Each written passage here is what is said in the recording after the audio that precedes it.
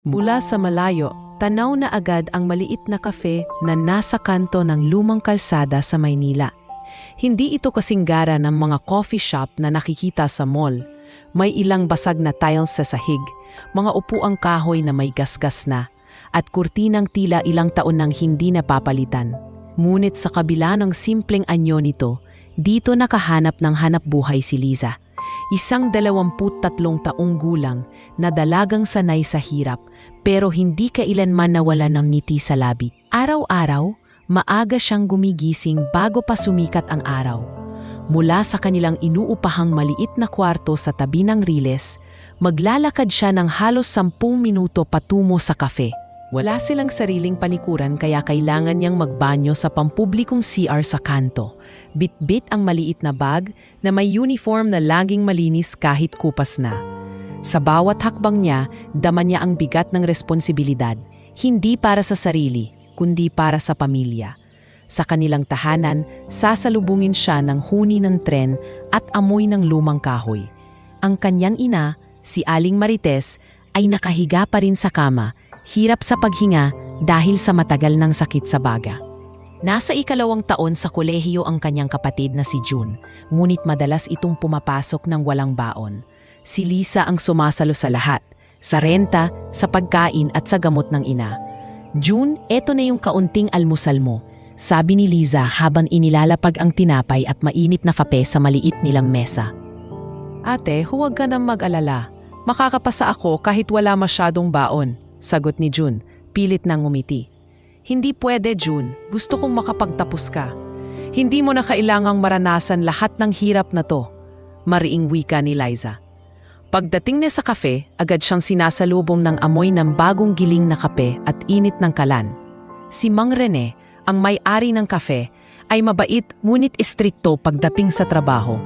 May kasama rin siyang 3 waitress. Ngunit si Liza ang palaging nauutusan kapag may reklamo o espesyal na order ang customer. Hindi dahil paborito siya, kundi dahil siya ang pinakamatapang humarap sa kahit sinong customer. Liza, ayusin mo nga yung order ni Table 4. Hindi raw nila gusto yung lasa ng kape. Utos ni Mang Rene. Sige po, Mang Rene. Pasensya na po, sir. Malumanay na sabi ni Liza sa customer sabay palit ng bagong timpla ng kape. Hindi biro ang bawan araw niya rito. Mahaba ang oras, mababa ang sahod, at madalas nakakatanggap ng bastos na komento mula sa ilang customer. Ngunit kahit anong mangyari, pinipili niyang magpakumbaba. Sa kanyang puso, naniniwala siya na walang mabuting idudulot ang galit. May mga araw na halos walang benta ang kape. Tuwing ganoong oras, pinagmamasdan ni Liza ang paligid. Iniisip kung paano siya makakahanap pa ng dagdag kita. Minsan na niyang naisip maglaba para sa ibang tao o magbenta ng kakanin sa umaga bago pumasok. Ngunit alam niyang mauubos ang oras niya para sa pamilya. Isang gabi, habang nagliligpit ng mesa, lumapit sa kanya si Aling Rosa, isang suki ng kape. Liza, alam mo, bilib ako sa'yo. Ang bata mo pa pero ang laki na ng sakripisyo mo.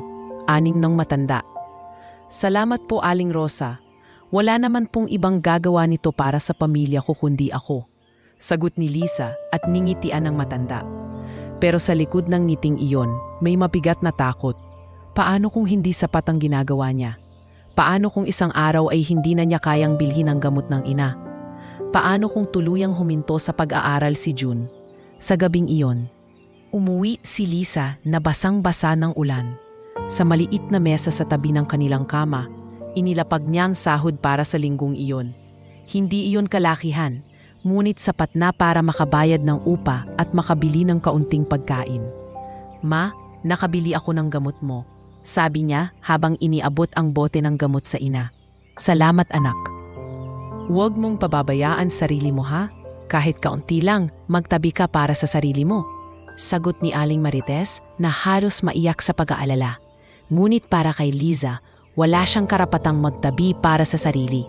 Sa isip niya, hanggat may nangangailangan sa pamilya, doon mapupunta ang lahat ng kinikita niya. Hindi siya nagrereklamo, ngunit minsan, tahimik siyang umiiyak bago matulog. Kinabukasan, bago pa magbukas ang kafe, dumaan siya sa pamilihan para bumili ng murang gulay. Habang naglalakad pabalik, Napansin niya ang ilang batang lansangan na nanginginig sa lamig at walang suot na tsinelas. Napahinto siya at iniabot ang natitirang tinapay na baon sana niya para sa trabaho. "Kayo na lang kumain nito," sabi niya sa mga bata. Tumangulang ang mga ito.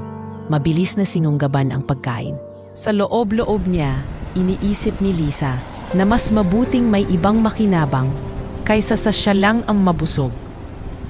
Isa itong ugali na madalas ipagtaka ng mga nakakakilala sa kanya, kung bakit kahit siya'y kapos, inuuna pa rin niya ang ibang tao. Hindi alam ni Lisa na ang simpleng asal niyang iyon ay magiging dahilan para mapansin siya ng isang taong magbabago ng kanyang buhay. Isang taong hindi niya kilala, ngunit magiging bahagi ng susunod na yugto ng kanyang kapalaran. At sa mga susunod na araw, darating sa cafe ang isang customer na hindi basta-basta. Isang taong sanay sa luho, bihasa sa negosyo, at may kakaibang ideya kung paano sinusubok ang tunay na ugali ng isang tao. Ngunit sa ngayon, patuloy lang si Lisa sa kanyang araw. Walang kaalam-alam na malapit nang subukin ng kapalaran ang kanyang kabutihan at katapatan. Mainit ang sikat ng araw na iyon at ramdam ni Lisa na magiging isa na namang abalang araw sa kape. Maaga siyang pumasok at nag-ayos ng mga mesa at upuan bago dumating ang mga customer.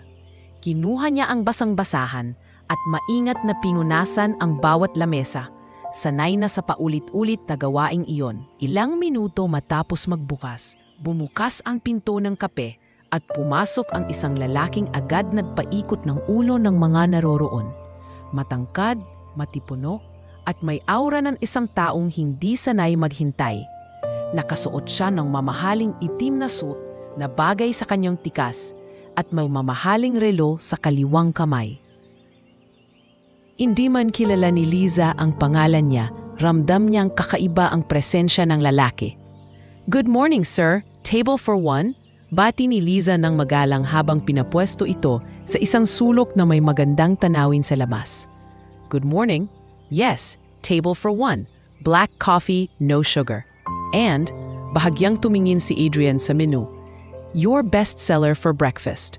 Tahimik na isinulat ni Lisa ang order. Habang nakatalikod siya para ihatid sa kusina ang tapel, napansin ni Adrian ang maayos ngunit simpleng ayos niya. Malinis ang buhok, may kaunting pulbos lang sa mukha, at uniform na bagamat luma ay plansado. Habang hinihintay ang order, inilabas ni Adrian ang cellphone at nagsimulang magbasa ng mga email. Isang tawag mula sa kanyang assistant ang natanggap niya. "Yes, Henry, I'll be in the office by 10. Just meeting someone later. Oh, and cancel the lunch with the investors. I have something else in mind." Malamig ngunit malinaw ang tono ng kanyang boses. Pagbalik ni Lisa dala ang mainit na kape at pagkain, maingat niyang inilapag iyon sa mesa. "Here's your order, sir. Would you like anything else?" Nothing for now. Thank you. Lisa, right?" Dasa ni Adrian mula sa nameplate niya. "Yes, sir," sagot ni Lisa. Bahagyang nagulat na tinandaan nito ang pangalan niya. Tahimik na kumain si Adrian habang pasulyap-sulyap kay Lisa na abala sa pagsisilbi sa ibang customer. Napansin niya kung paano ito magpakumbaba sa matatanda, magpatawa sa mga bata, at magpasensya kahit sa mga reklamador na kustomer. Hindi ito nangumingiti dahil sa trabaho lang. May tunay na lambing at malasakit sa bawat kilos niya. Pagkatapos kumain, tinawag ni Adrian si Lisa. "Bill, please." Agad naman siyang lumapit. Dala ang maliit na notepad at ballpen. "Here's your bill, sir. Total is 230 pesos. Walang pag-aalinlangan, inabot ni Adrian ang 1,000 piso. "Keep the change." Ngunit agad namang ibinalik ni Lisa ang sobra. "Pasensya na, sir, pero hindi po ako tumatanggap ng sobra sa bayad. Kama lang po dapat ang sukli." Napataas ang kilay ni Adrian, tila na intriga. "Hindi ba tip yon?" "Maari pong tip, sir, pero masyado pong malaki. Ayokong magmukhang inaabuso ko kayo. Mas masarap po sa pakiramdam ang bayad na galing sa tamang trabaho." Mahinahong sagot ni Lisa, sabay ngiti. Ngumiti si Adrian sa unang pagkakataon mula nang pumasok sa cafe. Interesting, I'll remember that. Kinuha niya ang tamang sukli, iniabot sa kanya at tumango bilang pasasalamat. Paglabas ni Adrian, naroon ang kanyang driver na si Marco, naghihintay sa tabi ng magarang itim na kotse. Sir, okay po ba yung kafe? Tanong nito. Masarap naman, but more than that, I met someone interesting, sagot ni Adrian habang pasimpleng ngumiti. Kinabukasan, muling bumalik si Adrian sa kafe. Tila walang dahilan kundi ang umorder ng kape. Muling siya ang napagyingkuran ni Liza. You're here again, sir? Bati niya na may bahagyang pagtataka. Your coffee is decent and the service is refreshing, sabot ni Adrian na parang may ibig pang ipahiwatig. Habang nag-uusap sila, dumating ang ilang kustomer na tila may kayabangan sa tindig at pananalita. Umupo ang tatlo sa mesa malapit sa pintuan at agad nagsimulang magreklamo. Miss, bakit ang bagal? At bakit ganito ang upuan? Hindi ba kayo marunong mag-ayos dito? Sigaw ng isa. Lumapit si Lisa at kalmado silang pinakiusapan. Pasensya na po, sir. Aayusin ko po agad ang mesa ninyo at bibilisan ang order. Salamat po sa pasensya. Pinagmasdan ito ni Adrian mula sa kanyang mesa. Kahit pinapahiya na ito sa harap ng ibang tao, walang bakas ng galit sa boses ni Lisa. Para bang sanay na siya sa ganitong sitwasyon, ngunit pinipiling manatiling mahinahon. Matapos magbayad at umalis ang tatlong kustomer, muling lumapit si Adrian. You handle that well? Parte lang po ng trabaho, sagot ni Lisa. Not everyone can do it the way you did. Tugon ni Adrian na tila mas lalo pang nahuhumaling sa ugali ng dalaga. Sa loob-loob ni Adrian, nagsisimula ng mabuo ang isang ideya, isang kakaibang plano para subukin kung gaano katapat at kabuti ang puso ng babaeng ito. Ngunit alam niyang hindi niya dapat madaliin. Kailangan niyang tiyakin na makikita niya ang tunay nitong pagkatao bago niya ilatag ang pagsubok na iyon. Nang araw na iyon, pumalis si Adrian na may bahagyang ngiti sa labi at may ideyang unti-unting nabubuo sa kanyang isipan. Hindi lang basta interes ang nadarama niya, may halong paghanga at kuryosidad na gusto niyang masagot. At sa hindi kalayuan, alam niyang malapit nang mag-prus ang kanilang mga landas sa paraang hindi inaasahan ni Liza. Wala nang umalis si Adrian sa cafe noong huling pagkikita nila ni Liza, hindi na siya mapakali. Sa mga nakaraang taon ng kanyang buhay bilang isang matagumpay na negosyante, sanay na siya sa mga taong lumalapit sa kanya para sa pansariling pakinabang. Mula sa mga empleyadong nagnanakaw ng oras at gamit ng kumpanya hanggang sa mga kaibigan na biglang naglalaho kapag wala na silang makukuha. Kaya naman, bihira na lang siyang magtiwala. Ngunit ang pagiging tapat at marangal ni Liza ay tila nagbukas muli ng bahagi ng kanyang puso na matagal nang nanahimik. Isang hapon, habang nakaupo sa malapad na mesa ng kanyang opisina na tanaw ang buong syudad, kausap niya ang kanyang matagal nang driver at personal assistant na si Marco. Marco, aniya habang nilalaro ang tasa ng kape. Naalala mo yung waitress sa kafe? Opo, sir. Yung ayaw tanggapin yung malaking tip? Tugon ni Marco. Gusto ko siyang subukin, hindi para pahiyain, kundi para makita kung hanggang saan abot ang kabutihan niya. Napakunot ang noo ni Marco. Paano po natin gagawin yon, sir? Simple, mag-iwan tayo ng malaking halaga ng pera sa kanya nang hindi niya nalalaman. Gusto kong makita kung ano ang gagawin niya.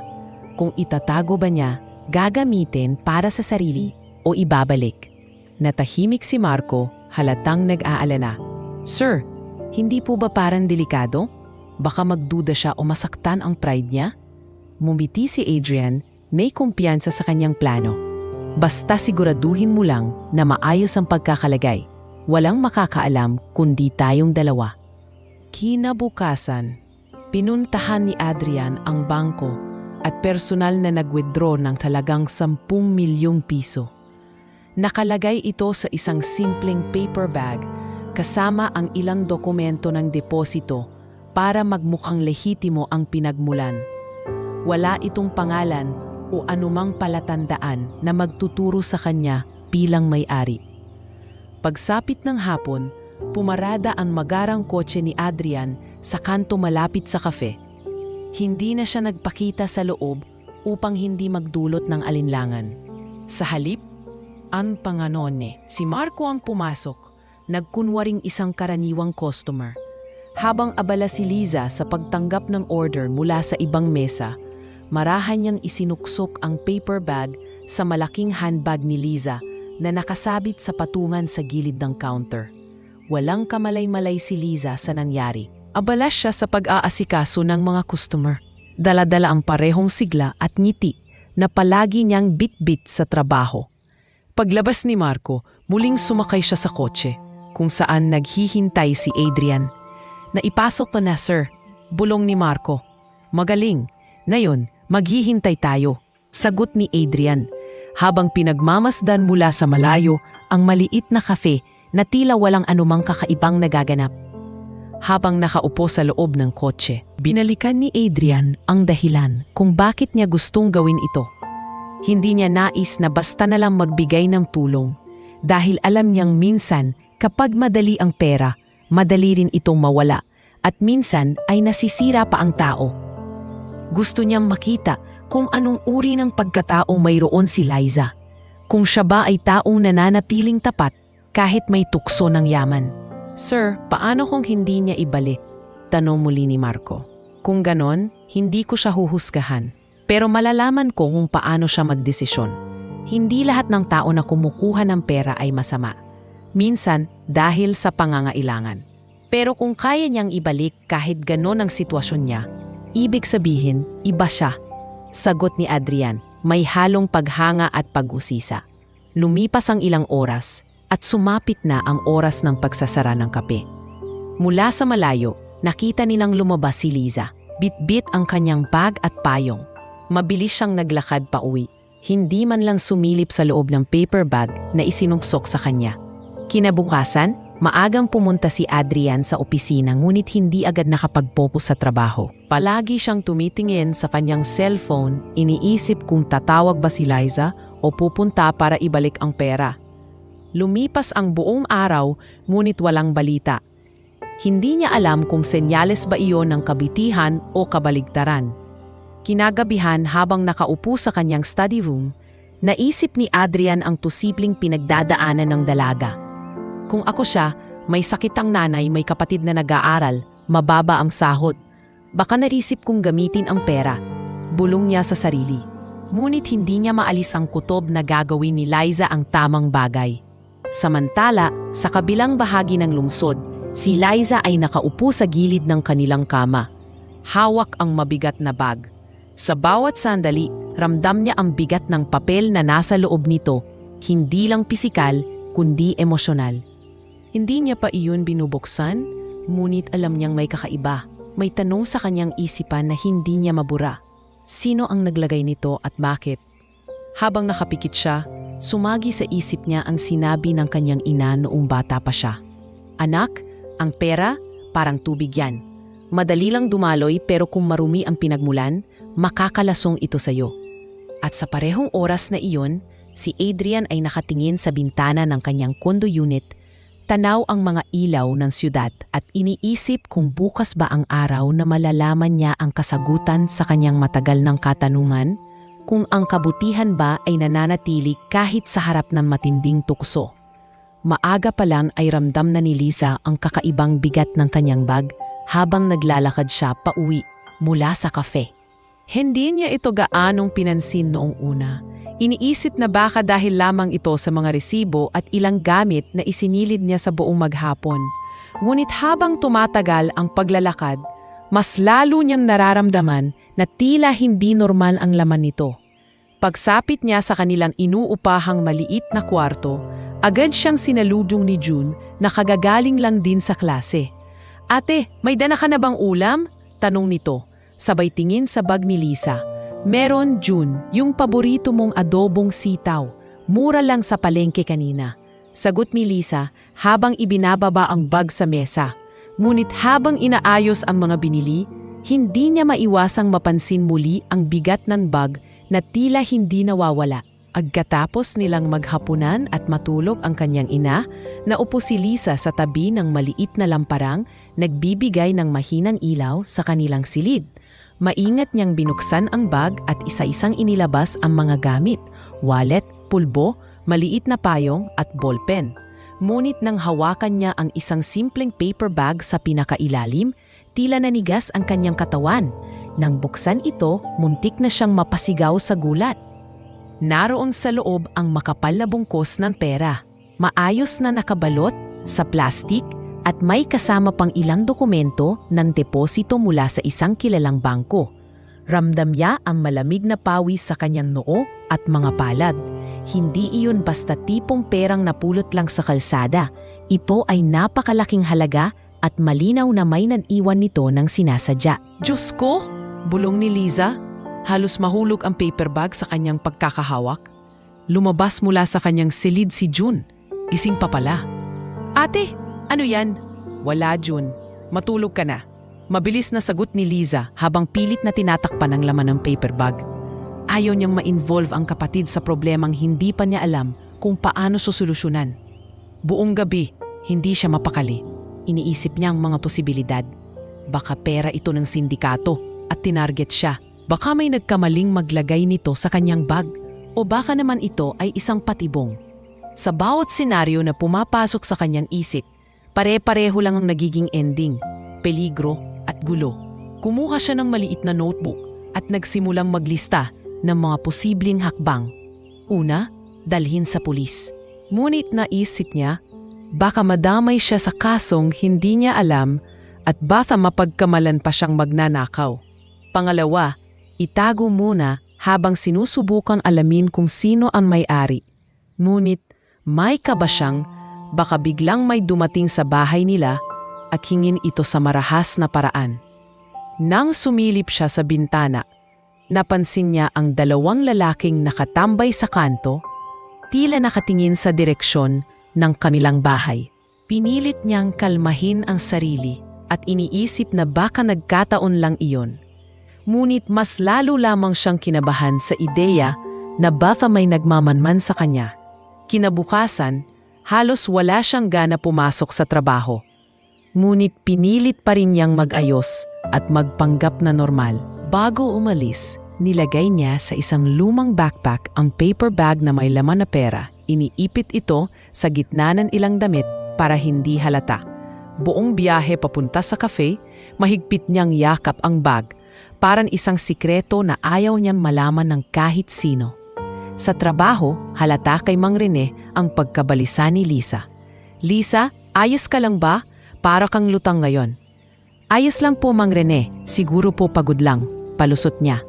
Ngunit sa loob-loob niya, iniisip niya kung dapat ba niyang tanungin ang mga kasama kung may nawawalang malaking halaga sa kanila.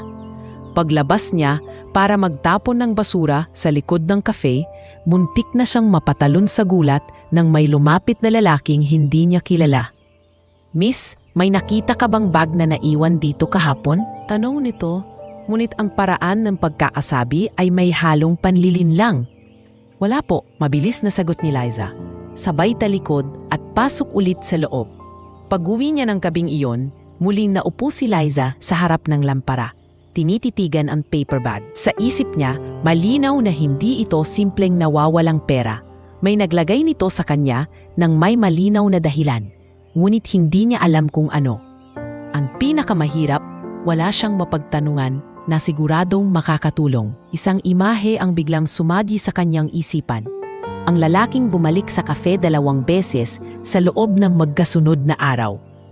Matangkad, magara ang bihis, at may kakaibang titig sa kanya. Ngunit kasabay ng paglitaw ng imaheng iyon ay ang pag-aalinlangan.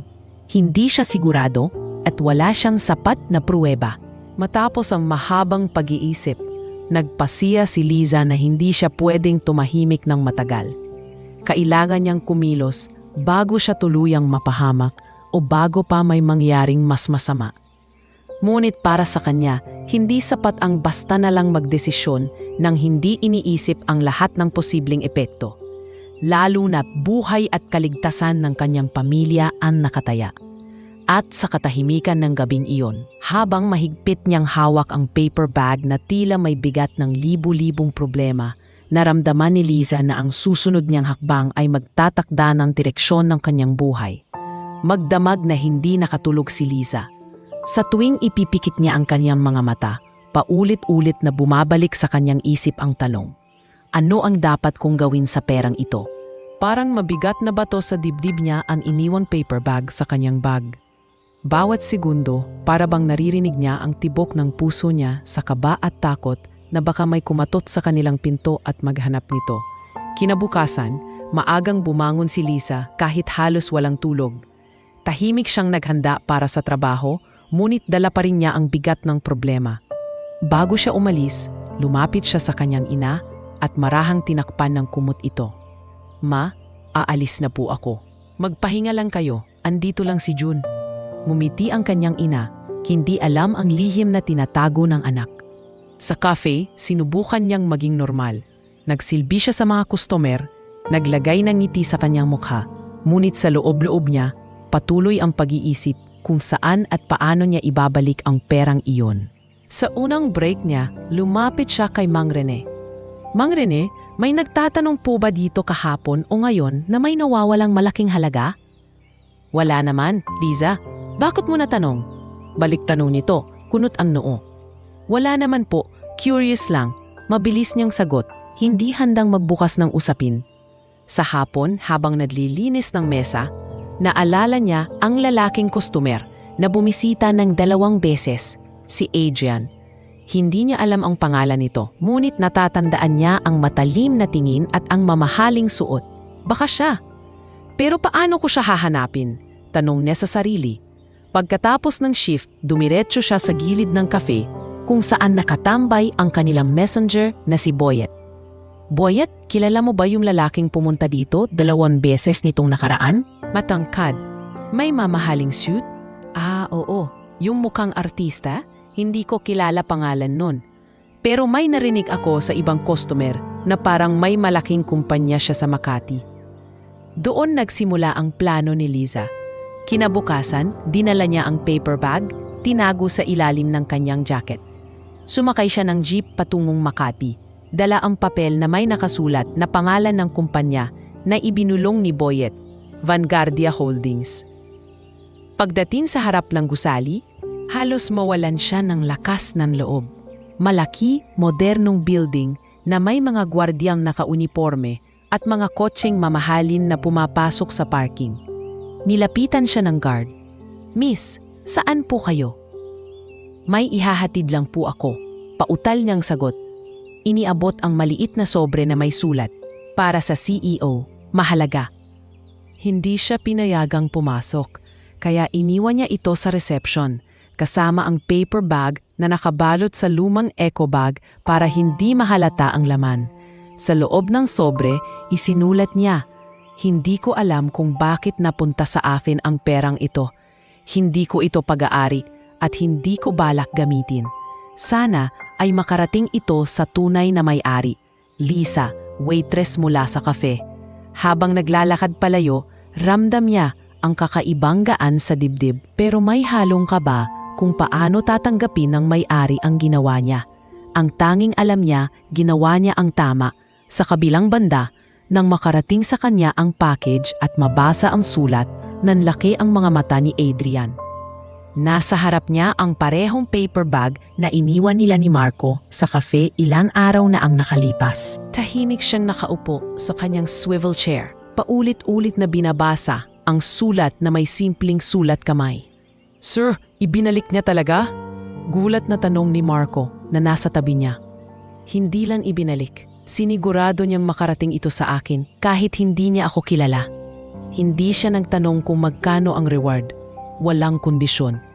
Sagot ni Adrian at sa unang pagkakataon sa mahabang panahon, naramdaman niya ang malalim na paghanga sa isang tao na hindi niya kaano-ano. Ngunit para kay Liza, tapos na ang kanyang responsibilidad. Uuwi siya ng magaan ang loob. Dala ang paniniwala na kahit gaano kahirap ang buhay, mas mahalaga pa rin ang integridad kaysa sa kahit anong halaga ng pera. At sa kanyang isip, umaasa siya na kahit papaano, may mabuting patutunguhan ang perang iyon. At baka, sa hindi niya inaasahan, magsisimula pa lamang ang mas malaking pagbabago sa kanyang buhay. Pagkapasok ni Marco, sa opisina dala ang eco bag na naiwan sa reception, agad niya itong inilapag sa ibabaw ng malapad na mesa ni Adrian. "Sir, ito po, galing daw sa isang babaeng nagngangalang Lisa, yung waitress sa cafe." Itinigil ni Adrian ang pagsusuri sa mga papeles at agad lumapit. Sa pagbukas niya ng eco bag, bumunad sa kanya ang paper bag na siya mismo ang nagpaayos at nagpalagay ng 10 milyon pesos ilang araw ang nakalipas. Kasama nito ang isang sulat na isinulat ng kamay, payak, ngunit malinaw ang mensahe. "Hindi ko alam kung bakit napunta sa akin ang perang ito. Hindi ko ito pag-aari at hindi ko balak gamitin. Sana ay makarating ito sa tunay na may-ari. Liza, waitress mula sa cafe." Tila tumigil ang oras para kay Adrian habang binabasa ang mga katagang iyon. Wala ni isang bakas ng pag-aalinlangan sa sulat. Walang tanong kung may kapalit o gantimpala. Purong layunin lamang na maibalik ang perang alam niyang hindi kanya. "Sir, ibig sabihin, hindi niya talaga kinuha? Ni isang kusing?" Tanong ni Marco, halos hindi makapaniwala. "Wala, Marco. Buo pa rin lahat, pati ang mga dokumento." Sagot ni Adrian, mababakas ang paghanga sa boses niya. Umupo siya sa kanyang swivel chair, nakatanaw sa malalaking bintana ng opisina kung saan makikita ang buong syudad. Sa isip niya, bumalik ang unang araw na nakita niya si Liza. Ang paraan ng pagtanggi nito sa malaking tit, ang mapagpakumbabang ngiti, at ang kahinahunan kahit sa harap ng mahirap na customer.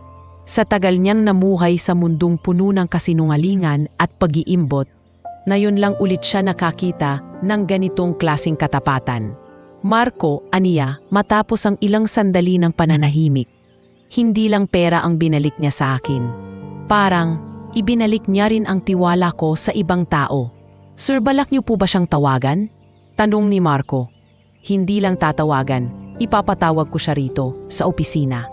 Gusto ko siyang makilala ng mas mabuti." Agad na tinawagan ni Adrian ang cafe.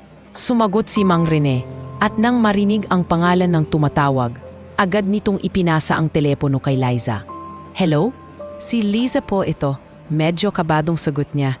"Liza," formal ngunit magaan ang tono ni Adrian sa kabilang linya. "Ako si Adrian Vanguardia. Nasa akin na ang perang ibinalik mo. Gusto kitang personal na pasalamatan. Maaari ka bang pumunta sa opisina ko bukas ng 10:00 ng umaga?" Natigilan si Liza, hindi alam kung ano ang sasabihin. Opo sir, pupunta po ako." Pagkababa ng telepono, huminga ng malalim si Liza.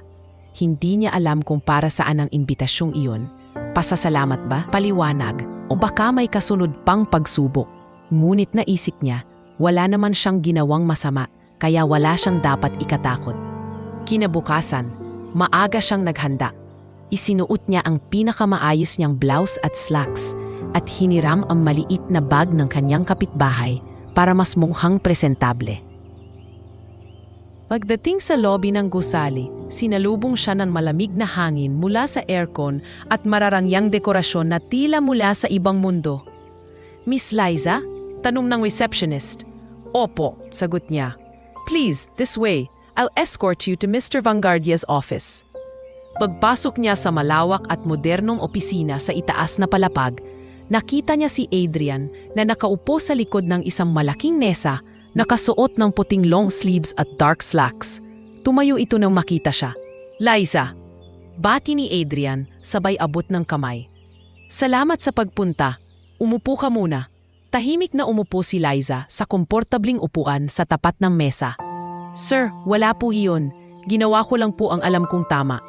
"Tama nga, pero sa panahong ito, bihira na ang gumagawa ng tama, lalo na kapag malaki ang nakataya." Sagot ni Adrian.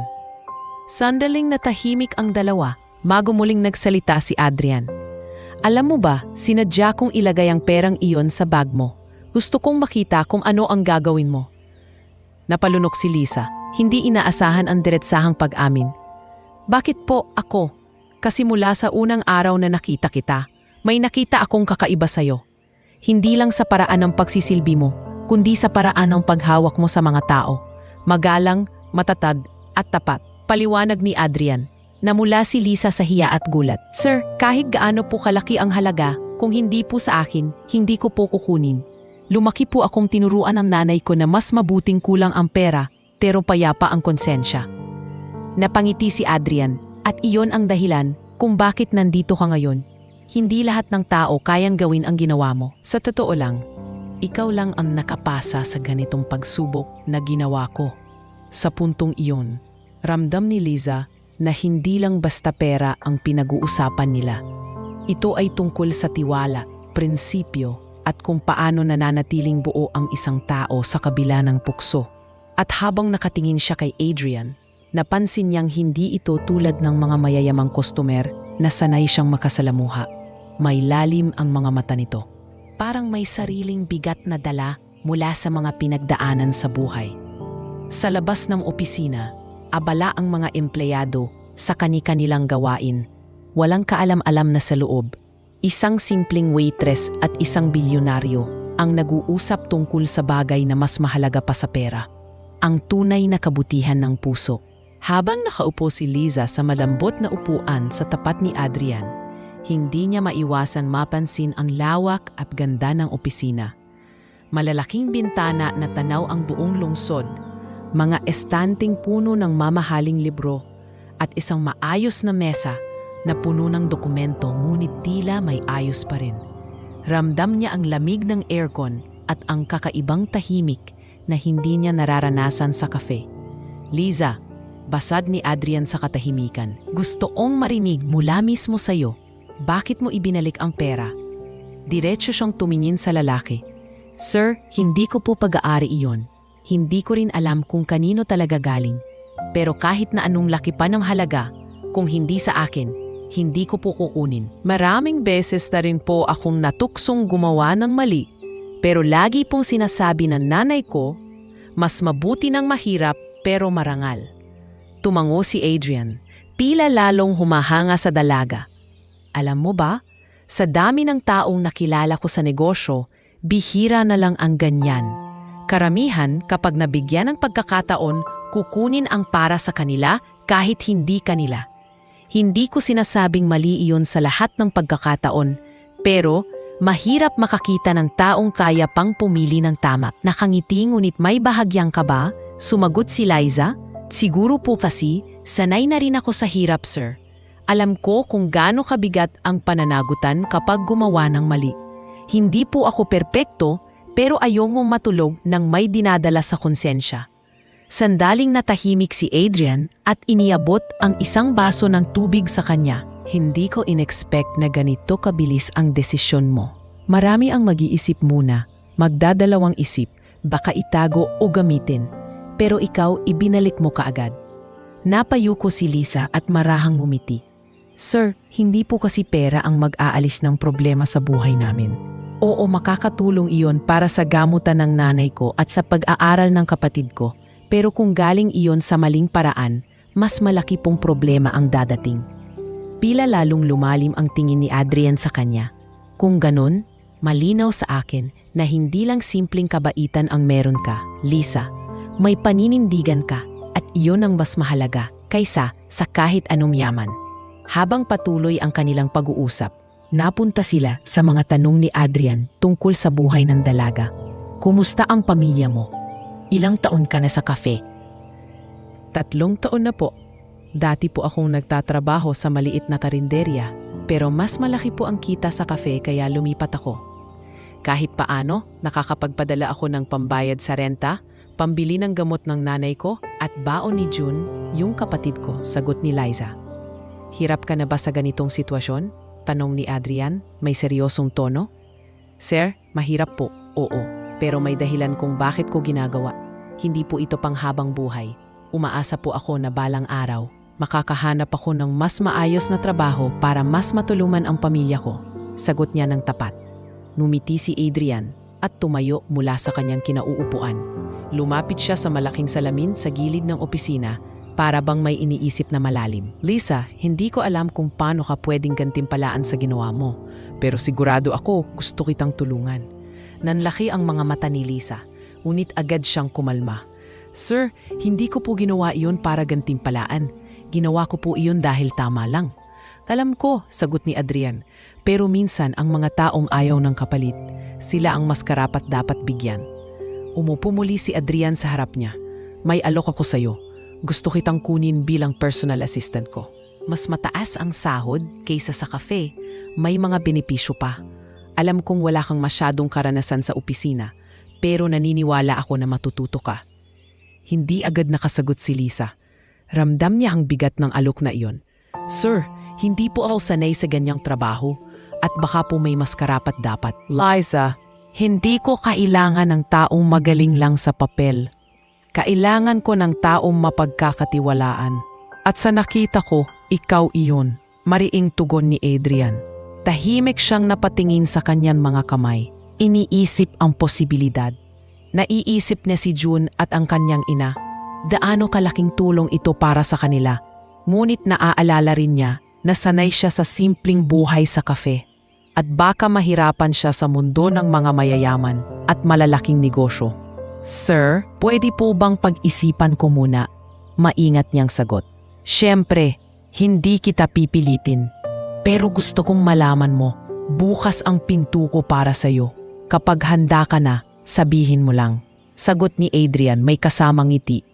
Pag-alis ni Liza sa opisina, dala niya ang alok at ang kabigatan ng desisyong kailangang gawin. Alam niyang ito'y maaaring maging simula ng bagong kabanata sa kanyang buhay, isang mundong malayo sa nakasanayan niya. Ngunit sa kanyang puso, malinaw pa rin ang isang bagay. Anuman ang piliin niya, mananatili siyang tapat sa prinsipyong itinuro sa kanya ng kanyang ina. Pagkalipas ng 2 araw mula nang umalis siya sa opisina ni Adrian, hindi pa rin maalis sa isip ni Liza ang alok nito na maging personal assistant. Sa tuwing titingnan niya ang kanyang ina na nakahiga at si June na abala sa pag-aaral sa ilalim ng mahinang ilaw, naiisip niya kung gaano kalaking tulong ang mas mataas na kita. Ngunit sa kabilang banda, may kaba siyang nararamdaman, isang takot sa hindi pamilyar na mundo na papasukin niya.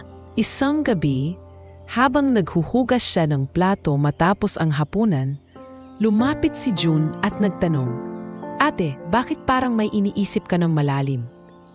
Umiling siya, ngunit hindi nakaligtas sa kapatid ang lungkot sa kanyang mga mata.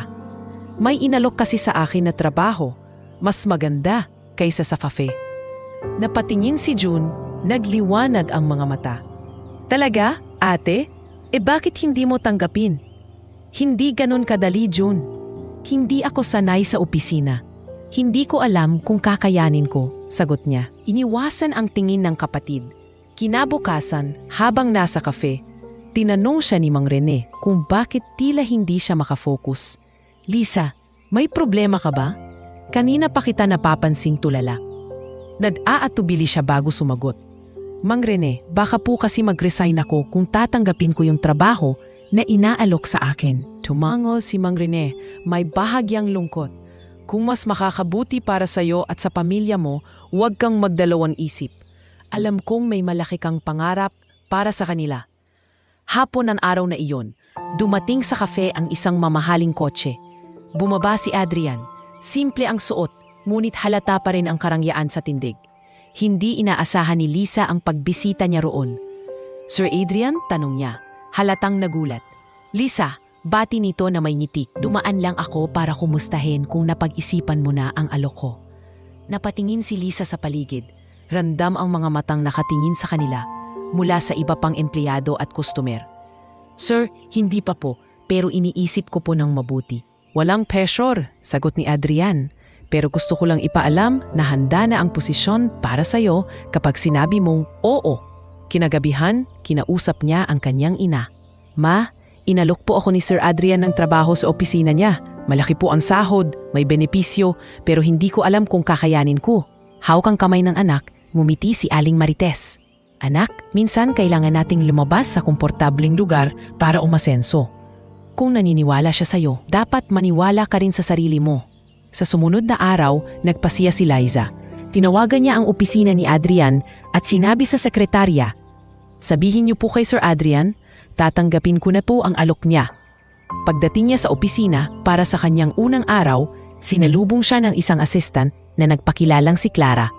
"Hi Liza, ako ang magtuturo sa iyo sa mga unang linggo." Naglakad sila papasok sa opisina at ipinaliwanag ni Clara ang mga pangunahing gawain, pantanggap ng tawag, pag-aayos ng schedule at pag-aasikaso ng mga dokumento. Bagaman bago sa kanya ang lahat, nakinig si Liza ng mabuti, pinipilit alalahanin ang bawat detalye. Paglabas ni Adrian mula sa conference room, agad niyang tinawag si Liza. "Welcome to the team. Alam kong hindi madali para sa'yo ang desisyong ito. Pero sigurado akong makakayanan mo." "Salamat po sir, susubukan ko pong gawin ang lahat ng makakaya ko," sagot ni Liza, puno ng determinasyon. Sa unang linggo niya, mabilis siyang natuto sa mga gawain. Nakikita ni Adrian ang pagsisikap at dedikasyon niya. Isang beses, pagkatapos ng mahabang araw, lumapit ito sa kanya. "Liza, magaling ang trabaho mo. Hindi ka lang tapat, masipag ka rin." Napangiti siya, ngunit sa loob-loob niya, alam niyang mas marami pa siyang kailangang matutunan. Sa mga susunod na araw, unti-unti siyang nasasanay sa corporate lifestyle. Natututo siyang magsuot ng mas formal na damit, gumamit ng computer para sa mga report, at makipag-usap sa mga kliyente ng kumpanya. Bagaman may kaba sa tuwing haharap siya sa bago at may ranggong tao, natututo rin siyang kontrolin ito. At sa bawat araw na lumilipas, mas lalo niyang naiintindihan na hindi lamang ito basta trabaho. Isa itong oportunidad na maaaring magbago hindi lamang ng kanyang buhay, kundi ng buhay ng kanyang pamilya. Ngunit alam din niyang sa bagong mundong ito, may mga tao ring hindi matutuwa sa biglaan niyang pag-angat. At doon magsisimula ang panibagong pagsubok na hindi niya inaasahan. Ikatlong linggo na ni Liza sa opisina ni Adrian at pakiramdam niya ay unti-unti na siyang nasasanay sa bagong kapaligiran. Kahit may kaba pa rin sa tuwing haharap siya sa mga taong bihasa sa corporate world, natututo na siyang magdala ng sarili. Ngunit isang umaga, isang hindi inaasahang sitwasyon ang agad sumubok sa kanyang katatagan at prinsipyo. Habang abala siya sa pag-ayos ng schedule ni Adrian, lumapit si Clara, ang senior assistant. "Liza, ikaw ang itinalaga ni Sir Adrian para maghatid ng mga mahahalagang dokumento sa meeting niya sa kabilang building.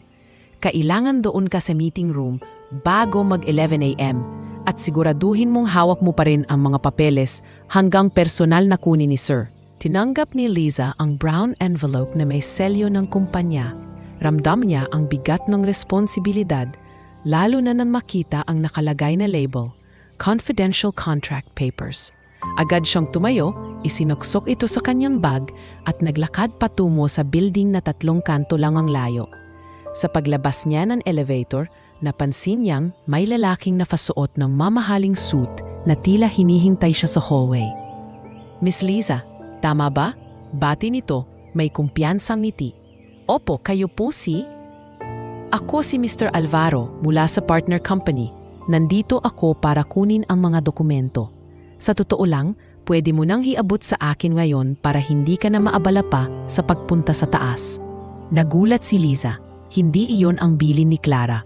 "Asensya na po, pero sabi po sa akin ni Sir Adrian, personal ko lang po iaabot sa kanya." Ngumiti si Mr. Alvaro. Ngunit ang initing iyon ay may bahid ng panlilinlang. "Ay, ganun ba? Alam mo, mas mabuti siguro kung sa akin mo na lang ibigay. Alam mo ba kung magkano ang halaga ng oras na masasayang kung hihintayin pa natin si Adrian? At saka, baka may kapalit itong mabuting balita para sa'yo."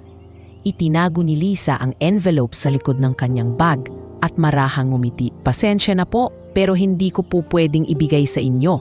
Direktang utos po ni Sir Adrian na sa kanya lang ito ibigay." Bahagyang kumunot ang noo ni Mr. Alvaro, ngunit hindi na ito nagpumilit. "Kung ganon, sige. Pero sana maalala mo, minsan mas mabuti ang sumunod sa praktikal kaysa sa mahigpit na patakaran. ani nito bago tumalikod. Pagdating niya sa meeting room, naroon na si Adrian at ilang executive ng ibang kumpanya. Tahimik niyang inilapag sa mesa ni Adrian ang envelope. "Sir, eto na po yung mga dokumento. Hawak ko po hanggang makarating dito." Kinuha ni Adrian ang envelope at tiningnan siya. "May natasalubong ka bang si Mr. Alvaro sa hallway?" "Opo, sir. Sinabi po niya na sa kanya ko na lang ibigay para hindi na raw maabala. Pero hindi ko po ginawa gaya ng bilin niyo," sagot ni Lisa nang walang pag-aalinlangan. Isang mabilis na sulyap ang ipinukol ni Adrian kay Mr. Alvaro na nakaupo sa kabilang dulo ng mesa. "Mag-uusat tayo mamaya," malamig na sabi nito sa lalaki bago ibinalik ang atensyon sa meeting. Matapos ang meeting, pinatawag ni Adrian si Lisa sa kanyang opisina. "Lisa, salamat sa ginawa mo. Alam mo bang kung ibinigay mo yung envelope sa kanya, baka nasira ang buong deal na pinaghirapan namin?" "Nagawa ko lang po yung tungkulin ko, sir," sagot ni Lisa, bagaman may bahagyang kaba sa dibdib. Kinabukasan, kumalat sa opisina ang balita tungkol sa insidente. Maraming empleyado ang humanga sa kanya, ngunit may ilan din na nagsimulang magtanong kung bakit tila may espesyal na tiwala sa kanya si Adrian. Sa gitna ng mga bulungan, pinili ni Lisa na manatiling tahimik at magpatuloy sa trabaho. Isang linggo matapos ang insidente, dumating sa opisina ang isang lokal na mamamahayag para mag-interview kay Adrian tungkol sa isang bagong proyekto. Sa hindi inaasahang pagkakataon, naisingit sa usapan ang tungkol sa honest employee na nakapagligtas sa kumpanya mula sa isang malaking aberya. Kinagabihan, habang kumakain ng hapunan, pinanood ni Liza kasama ang kanyang ina at kapatid ang news segment. "Ate, ikaw yun ah?" tawa ni June. Kinuturo ang screen kung saan makikita si Liza na tinutukoy bilang halimbawa ng katapatan. Napangiti si Liza, ngunit mabilis niyang iniwasan tang pagiging sentro ng atensyon. "Huwag na kayong maingay, baka pati kapitbahay makarinig." Ngunit alam niyang sa loob ng kumpanya, mas lalo na sa mata ni Adrian, tumaas pa ang tiwala sa kanya. At habang lumalalim ang kanyang pananatili sa bagong mundong ito, unti-unti rin niyang nararamdaman na may mas malaking papel siyang gagampanan, hindi lang bilang empleyado, kundi bilang taong magbubukas ng mas malalaking pagbabago sa buhay ng ibang tao. Mula nang mangyari ang insidente kay Mr. Alvaro, nag-iba ang takbo ng araw-araw na buhay ni Liza. Hindi na siya ang simpleng waitress na tahimik na nagtatrabaho sa isang maliit na kafe.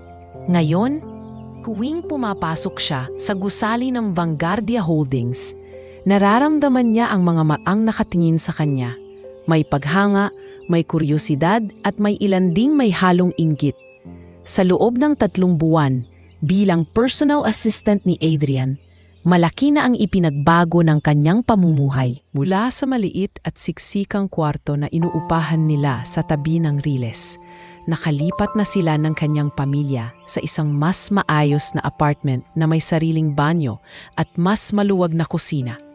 Sa unang gabi nilang man-anak doon, napuno ng halakhak ang buong lugar habang si June ay tuwang-tuwa sa mas malaking mesa para sa pag-aaral at si Aling Marites ay huminga ng maliwag dahil hindi na sila palaging binabaha. "Ate, parang panaginip lang to. May sariling banyo tayo," tawa ni June habang iniikot ang bagong apartment. Ngumiti si Lisa, hawak-hawak ang resibo ng unang bayad sa renta. "Hindi ito panaginip, June. Pinaghirapan natin to, kaya lalo ka pang magsipag sa pag-aaral." Mas naging maayos din ang gamutan ng kanilang ina. Nakakapagpagamot na siya sa mas maayos na klinika at hindi na kailangan pang maghintay ng matagal sa mga libre at masikip na health center. "Anak, salamat ha," sabi ni Aling Marites isang gabi habang pinapainom ni Liza ng gamot. "Hindi ko akalain na darating ang araw na hindi na ako mag-aalala kung may pambili tayo ng gamot o wala." "Ma, hindi lang po ako to. Kayo rin kasi tinuruan niyo akong maging tapat kahit sa pinakamahirap na sitwasyon," sagot ni Liza. May halong emosyon sa tinig. Sa opisina, unti-unti na ring natutunan ni Liza ang galaw ng corporate world. Marunong na siyang magbasa ng financial reports, mag-ayos ng schedule para kay Adrian at makipag-ugnayan sa iba't ibang departamento. Napansin ni Adrian ang mabilis niyang pagkatuto at minsang napabiro. Kung magtutuloy-tuloy ka sa galing nito, baka sa susunod ikaw na ang uupo sa desko.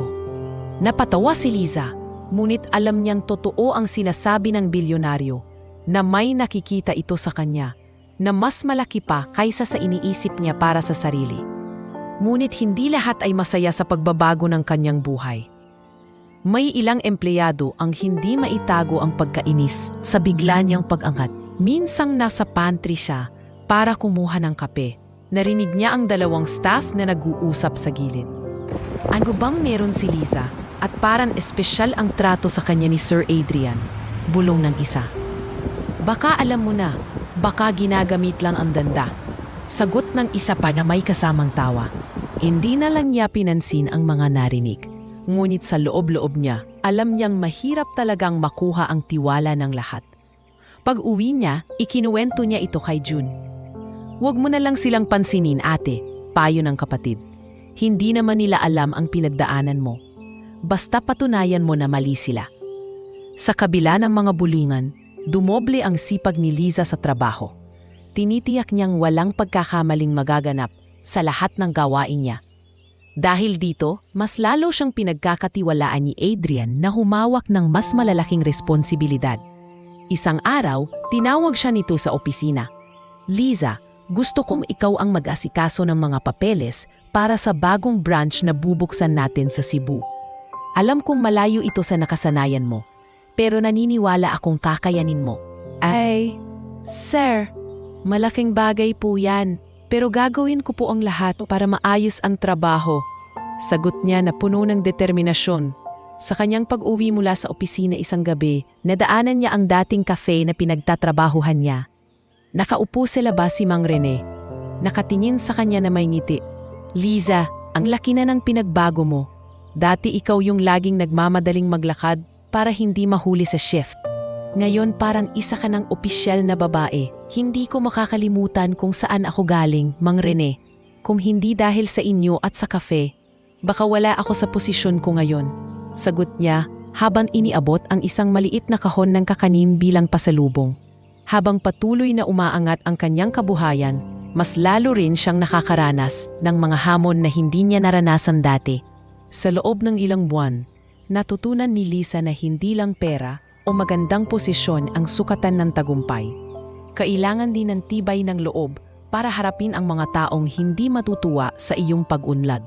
Ngunit higit sa lahat natutunan niya na ang integridad at sipag, mga bagay na daladala niya mula sa pagiging waitress, ay siyang susi para manatili sa tamang direksyon sa bagong yugto ng kanyang buhay. Sa kabila ng mga magagandang pagbabagong dumating sa buhay ni Liza, nagsimulang lumitaw ang mga senyales ng hindi pagkakaunawaan sa loob ng opisina. Kung noong una ay simpleng bulungan lamang ang naririnig niya, ngayon ay mas ramdam na niya ang malamig na tingin at tusong manangiti mula sa ilang kasamahan. Lalo na mula kay Clara, ang senior assistant na siyang nagturo sa kanya noong unang linggo.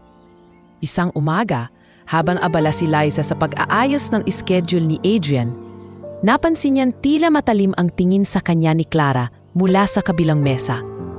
Mukhang busy ka na naman, Liza.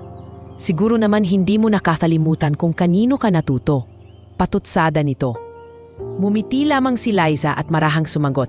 Oo naman, Clara. Maraming salamat sa lahat ng tinuro mo sa akin. Ngunit sa loob-loob niya, ramdam niyang hindi simpleng biro ang sinabi ng babae. Lumipas ang mga araw at mas naging lantaran ang pang-aalipusta sa kanya. May mga pagkakataong ipinapasa kay Liza ang mga gawaing hindi naman niya responsibilidad. At kapag may kaunting pagkakamali, mabilis itong ikinakalat sa iba. Minsan, habang kumukuha siya ng kape sa pantry, narinig niya ang dalawang empleyado na nagbubulungan. Alam mo, hindi naman siya ganoong kagaling. Kung hindi dahil kay Sir Adrian, baka wala siya dito. Baka ginagamit lang ang posisyon para mapalapit kay boss, dagdag pa ng isa. Pinili ni Liza na wag mag-react, pero sa kanyang puso, masakit marinig ang ganoong klase ng pagdududa. Alam niya sa sarili na pinaghihirapan niya ang bawat gawain. Ngunit mahirap baguhin ang opinyon ng mga taong sarado ang isip. Isang hapon, matapos ang isang mahaba at nakakapagod na meeting, tinawag siya ni Adrian sa opisina nito. "Liza, napapansin kong parang may bumabagabag sa iyo nitong mga nakaraang araw? May problema ba?" Nagdalawang isip siya kung magbubukas ng saloobin. Ngunit sa huli ay nagsalita rin. "Sir, may ilang pasamahan lang po na hindi siguro matanggap ang posisyon ko ngayon. May mga sinasabi po silang hindi maganda." Tahimik na tumango si Adrian, nakatingin sa kanya ng diretsyo. "Alam mo, Liza, normal yan sa corporate world. Kapag may umarangat, mayroong masisiyahan, pero may mga tao ring maiinggit. Ang mahalaga, hindi mo hinahayaan na sirain nila ang focus mo." "Opo sir, sinusubukan ko pong hindi pansinin, pero minsan mahirap po." Tapat na sagot niya. "Kung ganon, hayaan mo silang magsalita. Ang gagawin mo lang, patunayan sa gawa na mali sila." Iyon ang pinakamabisang sagot payo ni Adrian. Sa sumunod na linggo, mas lalo pang nagpakitang gila si Liza sa trabaho. Siya ang unang dumarating at huling umuwi. Maingat niyang inihahanda ang lahat ng dokumento at tinitiyak na maayos ang schedule ng mga meeting ni Adrian. May mga pagkakataon ding siya mismo ang nakikipag-ugnayan sa mga kliyente at madalas positibo ang feedback ng mga ito. Ngunit isang araw, isang insidente ang muntik maglagay sa kanya sa alanganin. Habang wala si Liza sa mesa para maghatid ng kape kay Adrian, pumasok si Clara at kinuha ang isang file mula sa drawer ni Liza. Nang bumalik si Liza, wala na ang isa sa mga dokumentong hinahawakan niya para sa darating na business trip ni Adrian. "Clara, nakita mo ba yung file na nasa drawer ko kanina?" tanong niya. "File? Wala akong alam dyan. Baka nakalimutan mo kung saan mo nilagay." Sagot ni Clara na tila inosente. Kinabukasan, sa isang meeting kasama si Adrian, binanggit ng isa sa mga manager na may kulang na dokumento para sa presentation. Nakita ni Liza si Clara na bahagyang nakangiti sa gilid at doon niya napagtanto na sinasadya talaga siyang ipahiya. Agad siyang tumayo at humingi ng paumanhin. "Pasensya na po sir. Ako na po ang bahala na maibigay ang kulang na file bago matapos ang araw." Pagbalik sa kanyang mesa, inawagan niya agad ang kliyente at humiling ng electronic copy ng dokumento. Sa loob lamang ng 2 oras, naibalik niya ito at naipresenta kay Adrian bago pa matapos ang opisyal na oras ng trabaho. "Good work, Liza," wika ni Adrian, bakas sa mukha ang kasiyahan. "Yan ang sinasabi ko, huwag mong hayaang matalo ka ng sitwasyon." Kinagabihan, habang pauwi, napatingin si Liza sa ilaw ng syudad mula sa bintana ng bus. Alam niyang hindi magiging madali ang pagtanggap ng iba sa kanya, ngunit pinangako niya sa sarili na hinding-hindi siya uurong. Alam niya ang kanyang pinagmulan at alam niya mas mahalaga ang paninindigan at integridad kaysa sa opinyon ng mga nainggit sa kanya. Matalipas ang ilang linggo mula sa insidente ng nawawalang dokumento, isang bagong oportunidad at malaking hamon ang dumating kay Liza. Isang Lunes ng umaga, ipinatawag siya ni Adrian sa opisina nito habang may hawak na folder na kulay asul. "Liza, panimula ni Adrian, may paparating tayong charity event sa susunod na buwan. Gusto kong ikaw ang mamuno sa buong proyekto." Malaki ang magiging saklaw nito. Maraming VIP guests, media coverage at malalaking donors. "Alam kong bago ka pa sa ganitong klase ng trabaho, pero naniniwala akong kaya mo." Napatigil si Liza, hindi agad nakasagot. "Sir, ako po ang mamumuno?" "Oo, ikaw ang magiging project head. May team na tutulong sa iyo pero ikaw ang mag-o-oversee sa lahat." "Kaya mo ba?" tanong ni Adrian, tinitigan siya ng diretsyo. Huminga siya ng malalim at tumango. "Kakayanin ko po, sir." Paglabas niya ng opisina, sinalubong siya ni Clara na tila alam na ang balita. "Wow, ikaw ang pinili para sa project? Siguro talagang paborito ka ni boss." Pinili ni Liza na huwag patulan ang patutsada. "Responsibilidad dito, Clara. Lahat tayo may part para maging matagumpay ito." Sa unang meeting ng project team, ipinakilala ni Liza ang plano. "Ang goal natin ay hindi lang makalikom ng pondo, kundi maipakita rin ang misyon ng kumpanya na tumulong sa mga nangangailangan. Kailangan natin ng sponsors, program flow, venue coordination, at media partners. May ilang miyembro ng team ang tila walang gana, ngunit may ilan ding sabik tumulong. Pinaghatian nila ang mga gawain at sinigurado ni Liza na malinaw ang lahat ng deadlines. Habang tumatakbo ang mga araw, kinaharap ni Liza ang sunod-sunod na pagsubok. Unang problema, biglang nag-back out ang isa sa mga major sponsors 2 linggo bago ang event. Nang marinig ni Adrian ang balita, tinanong ni si Liza sa opisina, "Ano ang plano mo ngayon?" "Sir, maghahanap po ako ng kapalit na sponsor. May mga kilala po akong pwedeng lapitan mula sa mga nakilala natin sa huling event." Mabilis na sagot niya. "Good! Ayokong marinig na hindi tayo handa," tugon ni Adrian bago siya pinayagang umalis. Agad niyang tinawagan ang mga kontak at nag-set ng mga meeting. Sa loob lamang ng 3 araw, nakahanap siya ng bagong sponsor na pumayag pang magbigay ng mas malaking donasyon kaysa sa nawala. Pangalawang problema, 1 linggo bago ang event, nagka-problema ang catering service. Nagpadala ng mensahe ang supplier na hindi sila makakapag-deliver sa araw ng event dahil sa isang emergency sa kanilang kumpanya. Halos mawala ng kulay ang mukha ng isa sa mga staff nang sabihin ito kay Liza. "Kalma lang tayo," sabi ni Liza. "Tatawagan ko ang isa sa mga backup suppliers na kausap ko noong nakaraan." Sa loob ng ilang oras, nakakuha siya ng bagong caterer, mas maaasahan at mas mataas ang kalidad ng pagkain. Pangatlong problema, sa mismong araw ng event, habang abala sa paghahanda, may nag-report na hindi gumagana ang sound system. Dumiretso si Liza sa backstage at kinausap ang technical team. "Anong problema?" tanong niya. "Ma'am, nagka-problema sa wiring. Baka matagalan bago maayos." Hindi siya nagpanik. "May dala kayong backup?" "Kung wala, may kaibigan ako sa music production. Tatawagan ko siya ngayon din." Sa loob ng 45 minuto, dumating ang backup equipment at naayos ang lahat bago magsimula ang programa. Nang magsimula ang event, puno ang venue ng mga tao. Naroon ang mga kilalang personalidad, mga media outlet at mga bata mula sa mga benepisyaryo ng foundation. Nakaupo sa unang hanay si Adrian. Tahimik na pinagmamasdan si Liza habang abala ito sa pag-aasikaso ng mga detalye.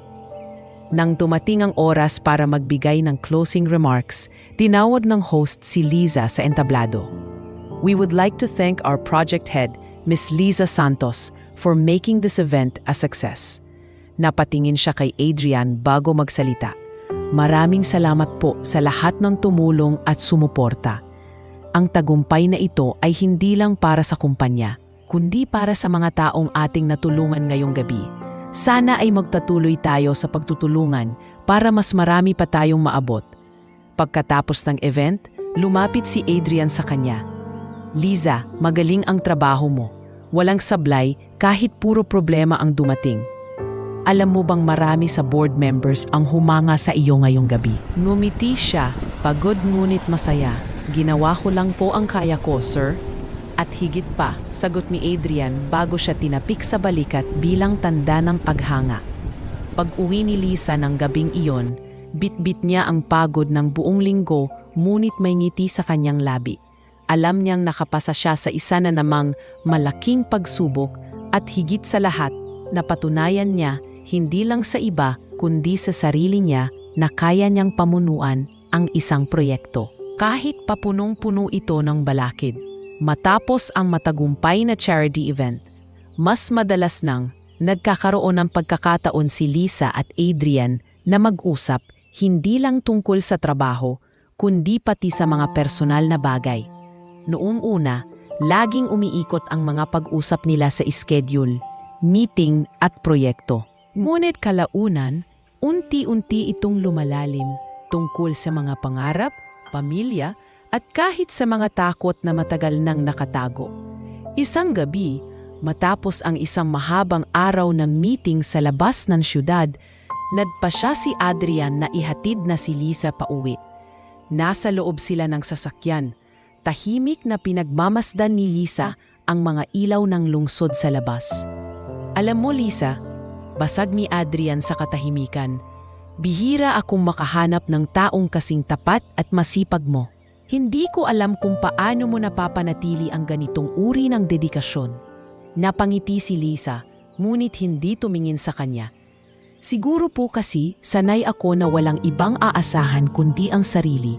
At saka, kung may pananagutan ka sa pamilya mo, hindi mo pwedeng baliwalain ang tiwala na binibigay sa'yo. Tahimik na tumango si Adrian. Tama ka. Siguro kaya, mas lalo kitang gusto makilala, hindi lang bilang empleyado, kundi bilang tao. Nagulat si Liza sa direktang sinabi nito. Sir, baka po mali ang iniisip ninyo. Ayokong isipin ng iba na may espesyal na trato ako dahil sa personal na dahilan. Hindi ko sinasabing may kailangan tayong baguhin na yon. Paliwanag ni Adrian. Gusto ko lang maging totoo na mahalaga ka na rin sa akin bilang kaibigan o higit pa kung sakali. Hindi na sumagot si Liza. Ayaw niyang bigyan ng maling kahulugan ang nararamdaman ni Adrian. Lalo't alam niyang maraming mata sa opisina ang laging nakabantay sa kanilang kilos. Ngunit hindi rin niya maitago sa sarili na may kakaibang tibok ang kanyang puso tuwing kasama ito. Isang pakiramdam na matagal na niyang hindi nararanasan. Sa mga sumunod na linggo, mas madalas silang magkasama sa mga proyekto. May isang araw na kinailangan nilang bumiyahe patungo sa isang probinsya para sa ocular visit ng bagong branch ng kumpanya. Habang kumakain sila sa isang maliit na karinderya, nagkwento si Liza tungkol sa kabataan niya. Dito po ako lumaki, sir, sa ganitong klasing lugar. Simpleng buhay lang pero masaya. Ngayon, parang ang layunan ng narating ko. Narating mo iyon dahil sa sarili mong pagsisikap. Sagot ni Adrian, hindi lahat may tapang lumabas sa kinasanayan para maghanap ng mas mabuting buhay. Sa unti-unti nilang paglapit, hindi maiwasan ni Liza ang mag-alinlangan. Isang gabi, kinausap niya si June habang naghahanda ng hapunan. June, kung sakaling may taong nagpapakita ng espesyal na atensyon sa akin, pero siya ang boss ko, sa tingin mo, tama bang bigyan ko siya ng pagkakataon? Napatingin si June, bahagyang nagulat. Ate, kung mabuting tao siya at wala siyang ginagawang masama sa'yo, bakit hindi? Pero dapat sigurado ka sa sarili mo, hindi lang dahil nadadala ka sa kabaitan niya. Sa kabila ng payo ng kapatid, pinili ni Liza na manatiling maingat. Ngunit may isang gabi na halos mabasag ang pader na itinayo niya sa pagitan nila. Matapos ang isang matagumpay na deal sa isang malaking kliyente, inimbitahan siya ni Adrian na mag-dinner sa isang eleganteng restaurant bilang pasasalamat. Habang naghihintay ng pagkain, tiniigan siya ni Adrian. Alam mo, Liza, nung una kitang makita sa cafe, hindi ko inisip na magiging ganito ka kahalaga sa buhay ko. Hindi lang dahil sa trabaho mo, kundi sa pagkatao mo. Gusto kong malaman mo iyon. Ramdam ni Liza ang sinseridad sa boses nito, ngunit pinili niyang magbigay ng maingat na sagot. Sir, mahalaga rin po kayo sa akin, pero sana po ay manatili muna tayo sa kung ano ang meron tayo ngayon. Ayokong masira ang profesional nating relasyon dahil sa maling timing. Tumango si Adrian, may bahagyang lungkot, ngunit may pag-unawa. Nirerespeto ko ang desisyon mo. At kung dumating ang tamang oras, sana ay maging handa ka. Pag-uwi ni Liza ng gabing iyon, hindi niya maiwasang isipin ang bawat salitang sinabi ni Adrian. Alam niyang may posibilidad na mahulog ang loob niya dito. Ngunit alam din niyang mas maraming komplikasyon ang pwedeng dumating. At sa gilid ng kanyang isipan, nagbabadyang pumasok ang isang bagong karakter sa kwento. Isang tao mula sa nakaraan ni Adrian na magpapakomplikado sa lahat ng ito. Isang malamig na umaga sa opisina nang may hindi inaasahang dumating na bisita. Naka-high heels, mamahaling designer dress at may kumpiyansang halakhak habang naglalakad sa lobby. Agad siyang napansin ng lahat ng empleyado. Lahat ng mata ay simunod sa bawat hakbang niya hanggang makarating sa reception desk. Good morning! I'm here to see Adrian Vanguardia. Aniya sa matamis ngunit mayabang na tinig. May appointment po ba kayo, ma'am? Tanong ng receptionist. I don't need one. Tell him Cassandra Villarreal is here. Sa loob ng opisina, abala si Liza sa pag-aayos ng mga schedule ni Adrian nang dumating ang receptionist. Liza, may babaeng naghanap kay Sir Adrian. Cassandra daw ang pangalan. Nanlaki ang mga mata ni Adrian nang marinig ang pangalan. Let her in. Maiksi niyang sabi, ngunit halatang may tensyon sa mukha. Nang pumasok si Cassandra, agad itong ngumiti ng may halong panunukso. Adrian, it's been a while. Cassandra, malamig na bati ni Adrian. Anong ginagawa mo rito? Hindi ba pwedeng dalawin ang ex-fiancé? Sagot nito. Sabay tingin kay Liza na nakatayo sa gilid. At sino naman ang maganda mong assistant? Bahagyang naginit ang tenga ni Liza, ngunit nanatili siyang magalang. Liza Santos po, personal assistant ni Sir Adrian. Sagot ni Cassandra parang sinusuri siya mula ulo hanggang paa. Magaling pumili ang boss mo. Hindi nagtagal, nagpaalam si Adrian kay Liza. Can you give us a moment? Tumango siya at lumabas ng silid, ngunit nanatili malapit sa pinto. Naririnig ang ilang bahagi ng pag-uusap. Bakit ka bumalik? Tanong ni Adrian. I realized I made a mistake, tugon ni Cassandra. That man I left you for, he's not who I thought he was. I want to make things right with us. Huli na, Cassandra. Hindi mo pwedeng basta balikan ang iniwan mo dahil lang hindi gumana ang plano mo. Madiin na sagot ni Adrian. Paglabas ni Cassandra matapos ang mahigit kalahating oras, tumingin ito kay Liza. Ingat ka sa kanya, sweetie. Madaling mahalin si Adrian at madaling masaktan. Sabay alis nito na tila may iniwang hamon. Simula noon, napansin ni Liza na tila may mga mata na sumusunod sa kanya. Isang linggo pagkatapos ng pagbisita ni Cassandra, nagsimulang kumalat sa opisina ang tsismis. May nagsabing nakita raw si Adrian at Liza na magkasama sa isang mamahaling restaurant. Isang bagay na totoo, ngunit walang mali siya. Dahil iyon ay isang business dinner. Ngunit nang makarating ito sa media, iba na ang naging kwento. Isang hapon, pagpasok ni Liza sa opisina, sinalubong siya ni Clara na may dalang dyaryo. Mukhang sikat ka na, Liza. Tignan mo, front page ka sa business gossip section. Billionaire CEO spotted with mystery girl. Agad niyang binasa at nakita ang larawang kuha mula sa malayo, kung saan magkasabay silang papasok ni Adrian sa restaurant. Wala sa artikulo ang tunay na dahilan ng kanilang pagkikita at halata ang malisyosong tono. Kinagabihan, hindi mapakali si Liza. Kinausap niya si Adrian tungkol dito. Sir, tingin ko po galing kay Cassandra ang mga chismis na to. Baka po sinasadya niyang sirain ako. I know, sagot ni Adrian. Seryoso ang mukha. Pero huwag kang mag-alala. Hindi ko hahayaang masira ang pangalan mo dahil sa kanya. Ngunit sa mga sumunod na araw, mas naging lantaran ang pang-iintriga ni Cassandra. Dumating pa ito minsang walang abiso sa opisina, nagdadala ng pagkain para kay Adrian at binabalewala ang presensya ni Liza. Minsan, nang abutan niya si Cassandra sa pantry, ngumiti ito ng matamis, ngunit may tusong titig. Liza, you seem like a nice girl, pero tandaan mo, I knew Adrian first. Alam ko kung paano siya paikutin. Pinili ni Liza na hindi magpatalo sa laro ni Cassandra. Alam niyang ang sagot sa ganitong klasing tao ay hindi galit, kundi pagpapanatili ng dignidad at profesionalismo. Ngunit sa puso niya, naramdaman niya ang bigat ng sitwasyon. Hindi lang dahil sa mga intriga, kundi dahil sa takot na baka masira ang tiwala at respeto na itinayo niya kay Adrian sa loob ng ilang buwan. At habang mas tumitindi ang mga kilos ni Cassandra, alam ni Liza na hindi ito titigil hanggat hindi nito nakukuha muli si Adrian o hanggang hindi siya tuluyang nawawala sa buhay ng bilyonaryo. Makalipas ang ilang araw mula nang muling magpakita si Cassandra at magpakalat ng intriga, napansin ni Liza na mas lalo pang umiinit ang usapan sa opisina at maging sa social media. May mga post na nagpapahiwatig na siya raw ay umaakyat sa ranggo, hindi dahil sa galing, kundi dahil sa malapit na relasyon sa CEO. Kahit walang malinaw na ebidensya, sapat na ang chismis para makasakit sa kanyang reputasyon.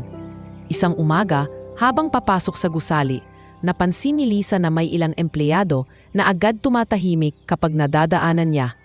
May iba pang nagbubulong-bulungan at alam niyang siya ang paksa. Sa kabila ng kanyang pagkailang, pinilit niyang magpatuloy sa trabaho, ngunit ramdam niya ang bigat ng mga matang nakamasin sa kanya. Pagsapit ng tanghali, tinawag siya ni Adrian sa opisina. Nakasandal ito sa swivel chair, may hawak na tablet kung saan malinaw na nakikita ang kumakalat na mga artikulo at post tungkol sa kanila. Liza, panimulan niya, nakita mo na ba ang mga ito? Opo, sir, mahina niyang tugon. Pasensya na po kung nadadamay kayo sa mga intriga. Huwag kang humingi ng pasensya. Wala kang kasalanan, madiin na sabi ni Adrian. At kung iniisip mong magbitiw para matigol ang lahat ng ito, hindi ko iyon tatanggapin. Hindi dapat ganyan matatapos ang lahat ng pinaghirapan mo. Natigilan si Liza. Sir, pero baka mas makasama sa kumpanya kung patuloy na may mga ganitong balita. Alam mo Liza, sabi ni Adrian habang tumatayo at lumalapit sa kanya. Hindi ko tinatago ang paghanga ko sa iyo, bilang tao at bilang empleyado. Pero higit pa roon, alam kong wala kang ginagawang masama. Kaya ako na ang kikilos para tapusin ito. Kinabukasan, nagdaos si Adrian ng press conference. Nasa harap sila ng maraming mamamahayag at bagaman nais ni Liza na manatili sa likod, pinaupo siya ni Adrian sa tabi niya. Agad nagtanong ang isang reporter, Mr. Vanguardia, totoo po ba ang mga kumakalat na balita na may relasyon kayo sa personal assistant ninyo? Tahimik nang ngumiti si Adrian, saka diretsong sumagot. Una sa lahat, gusto kong maging malinaw, si Miss Liza Santos ay isa sa pinakatapat at pinakamaasahang empleyado na nakilala ko. Hindi niya kailanman ginamit ang posisyon niya para sa pansariling interes. Ang mga tsismis na kumakalat ay walang katotohanan. May isa pang nagtanong, kung ganon, paano ninyo ipapaliwanag ang mga larawang magkasama kayo sa labas ng opisina?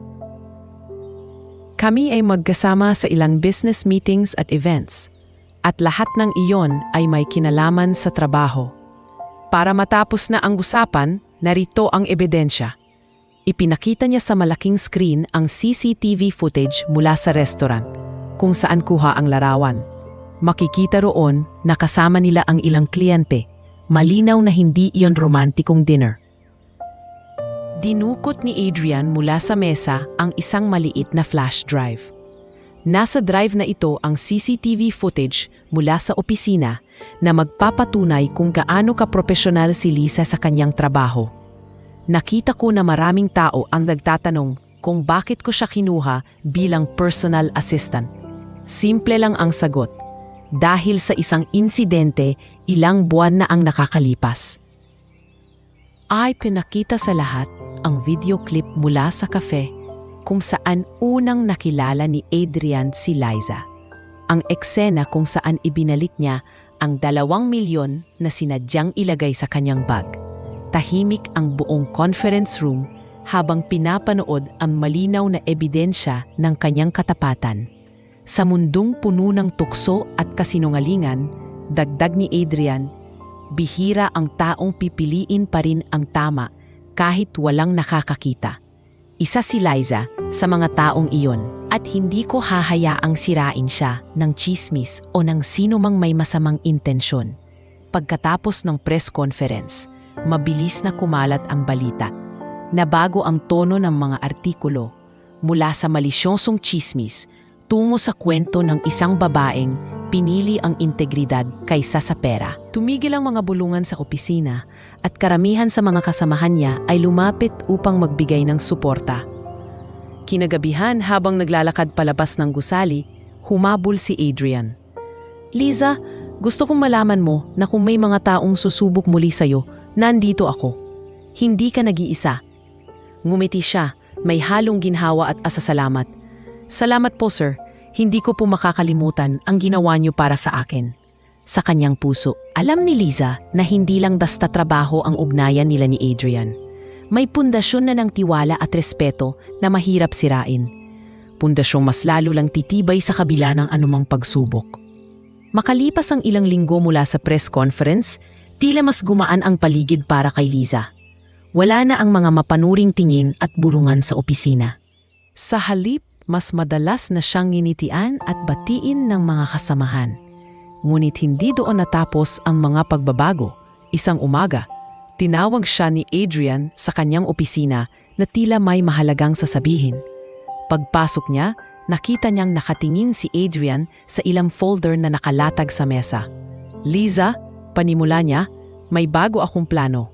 Gusto kong ikaw ang mamuno sa bagong foundation na itatayo ng kumpanya. Isang organisasyong magbibigay ng tulong sa mga mahihirap na pamilya at magbibigay ng scholarship sa mga kabataan." Nanlaki ang mga mata ni Liza. "Sir, ako po ang mamumuno?